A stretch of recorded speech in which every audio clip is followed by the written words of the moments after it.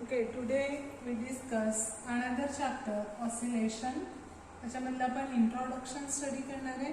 तर तुम्ही लास्ट इयरला साऊंड वेव्स हा चॅप्टर बघितलेला होता. त्याच्यामध्ये थोड्याफार प्रमाणात काही टर्म्स तुम्ही स्टडी केलेले आहेत. त्याच्यामध्ये असेल वेव्हलेंथ, फ्रिक्वेन्सी, पिरियड असेल किंवा ॲम्प्लिट्यूड असेल, या डेफिनेशन तुम्ही स्टडी केलेल्या आहेत. आता ऑसिलेशन मध्ये आपल्या डेली लाईफ मध्ये आपण खूप सारे एक्झाम्पल्स बघतो. त्याच्यामध्ये आपण समजा कन्सिडर केलं motion of pendulum in a clock मध्ये जो पेंडुलम आहे त्याची मोशन असेल किंवा rocking of a cradle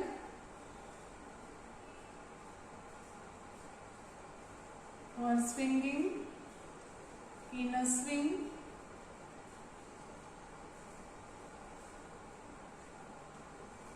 motion of needle of swing machine, motion of needle of swing machine,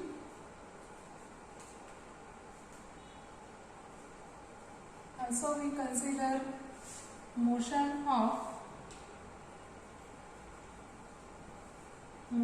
of hands of a clock,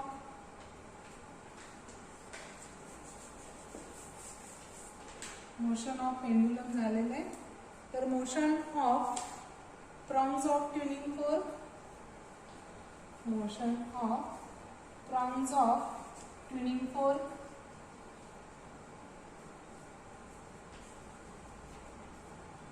motion of string of musical instruments,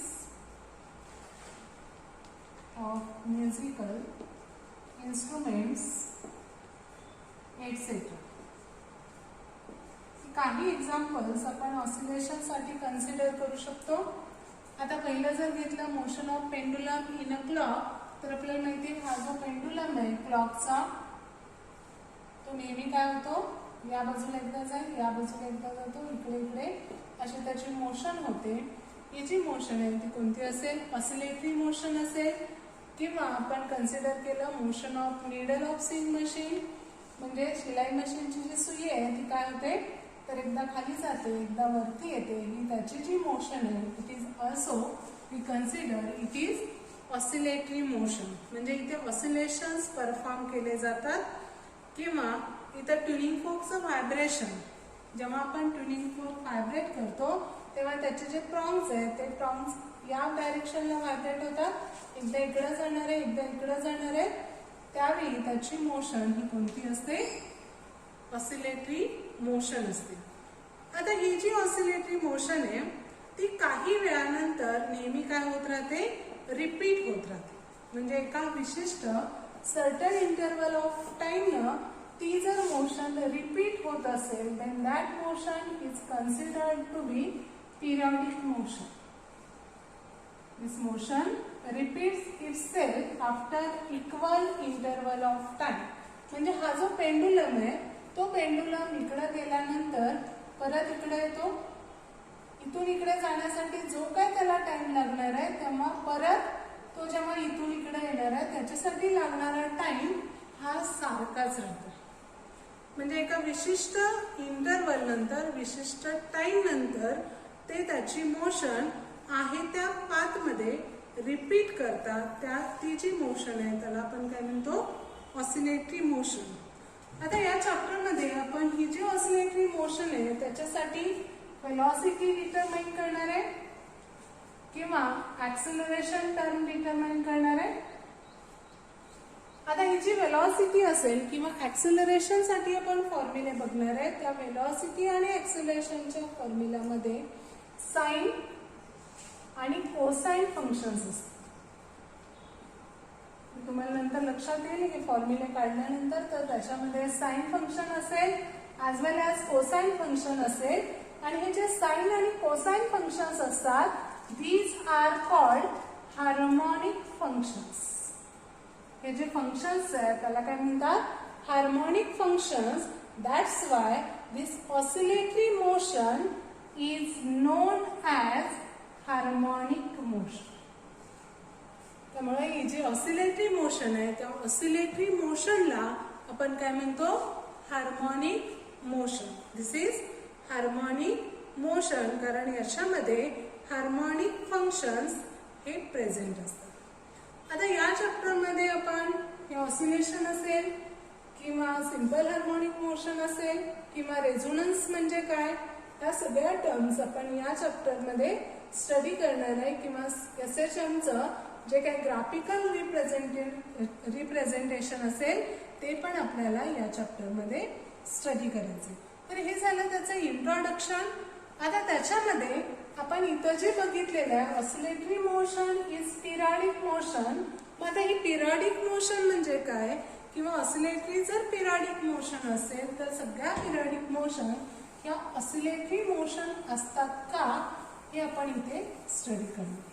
तर त्याच्यासाठी आपण explanation बघणार आहे. Explanation of periodic motion. Explanation of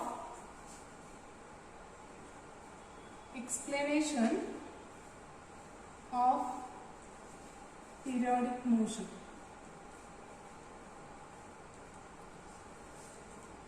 explanation of periodic motion. आता periodic मोशनचं explanation बघण्याच्या अगोदर आपण consider करणार आहे की पिरियडिक मोशन म्हणजे काय. The motion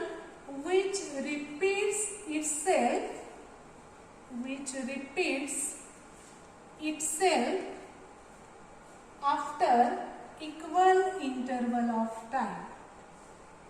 After equal interval of time, this is known as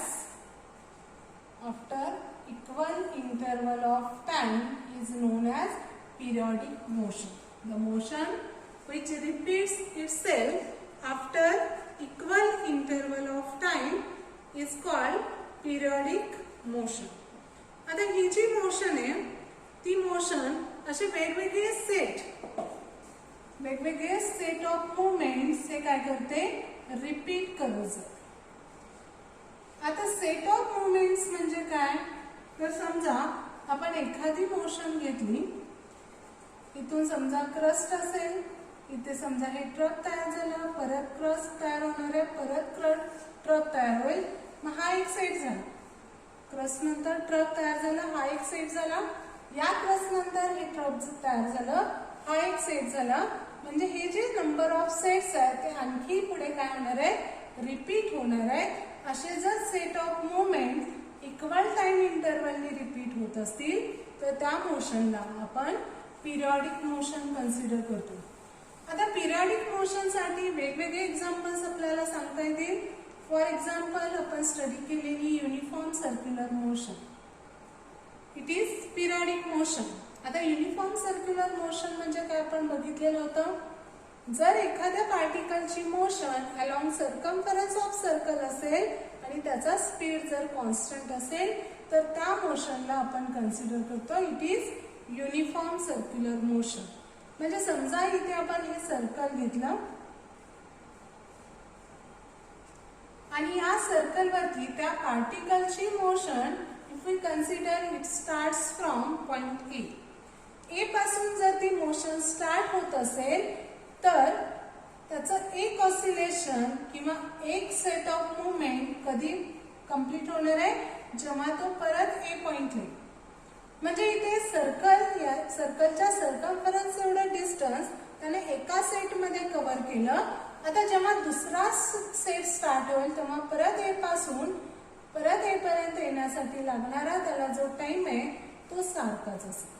म्हणजेच युनिफॉर्म सर्क्युलर मोशन ही कशी असणार आहे, पिरियडिक मोशन असेल. मग युनिफॉर्म सर्क्युलर मोशनचे जे एक्झाम्पल्स आहेत तेच एक्झाम्पल्स आपण पिरियडिक मोशन साठी घेऊ शकतो.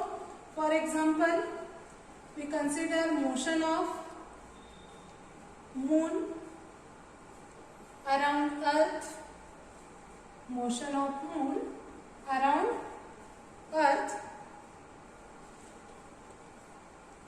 or we consider motion of planets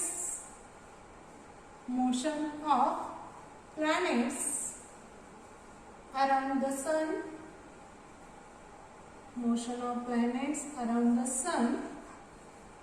These are some examples of periodic motion. We consider these are some examples of periodic motion. आता याच्यामध्ये आपण जी पिरियडिक मोशन किंवा ऑसिलेटरी मोशन कन्सिडर करतोय त्या ऑसिलेटरी मोशनचे एक्झाम्पल्स पण आपल्याला इथं कन्सिडर करता येतील. आता याच्यामध्ये आणखी एक्झाम्पल तुम्ही घेऊ शकता. Motion of electrons around the nucleus असेल, ते पण एक्झाम्पल तुम्हाला इथे घेता येईल. किंवा motion of satellites around the planets असेल, ते पण एक्झाम्पल तुम्हाला इथे कन्सिडर करता येतील.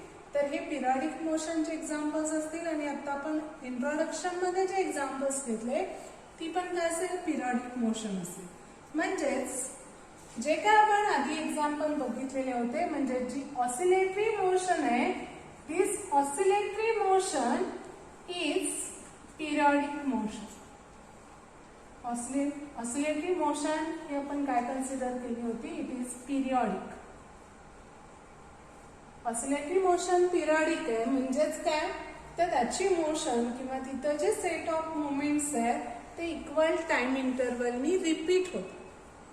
इक्वल टाइम इंटरवलनी रिपीट होतात, त्यामुळे त्या मोशनला आपण काय म्हणतो, पिरियडिक मोशन. आता ऑसिलेटरी मोशन ही पिरियडिक आहे, पण सगळ्या periodic motion are not oscillatory. All periodic motions are not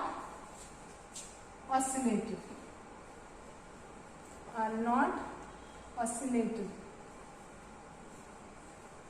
बघा मी काय लिहिलेलं आहे, oscillatory motion is periodic but periodic motions are not oscillatory motion. आता त्याच्यासाठी आपल्याला ऑसिलेटरी मोशन किंवा ऑसिलेशन म्हणजे काय हे कन्सिडर करायचंय. तर समजा आपण नीडल ऑफ सेइंग मशीन त्याची मोशन कन्सिडर केली. आता जेव्हा स्टेशनरी असेल तेव्हा इथे ती नीडल आहे असं कन्सिडर करूया. शिलाई मशीनची सुई इथे इक्विलिब्रियम पोझिशनला आहे, स्टेशनरी आहे, रेस्टला आहे. आता ज्यावेळी याला आपण व्हायब्रेशन देतो, याला व्हायब्रेट करतो, त्यावेळी ती जी नीडल आहे ती एकदा खाली जाते, एकदा वरती जाते. कशाच्या खाली आणि वरती जाणार आहे, तर जी काय इक्विलिब्रियम पोझिशन आहे त्या पोझिशनच्या खाली किंवा वरती त्याची मोशन होते.